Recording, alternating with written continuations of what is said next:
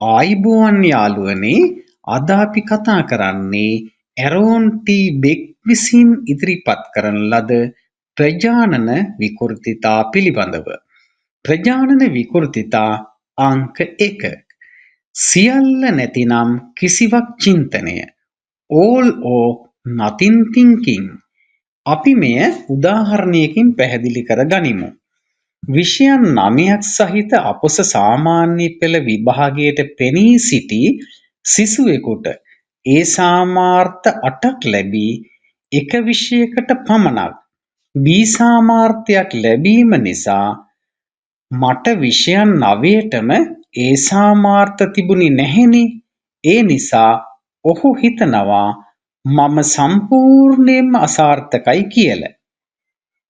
මෙම ප්‍රජානන විකෘතිතාවයේ තියෙන අය සිතන්නේ සුදු හෝ කළු විදිහට. ඒ කියන්නේ යම් දෙයක් දෙස බලන්නේ, යම් දෙයක් ගැන හිතන්නේ එය සම්පූර්ණයෙන්ම හරි කියලා. එහෙමත් නැත්නම් එය සම්පූර්ණයෙන්ම වැරදි කියලා. ඔවුන්ට මධ්‍යස්ථව සිතන්න අමාරුයි. සුබ දවසක්. නැවත හමුවෙමු. ගිහින් එන්නම්.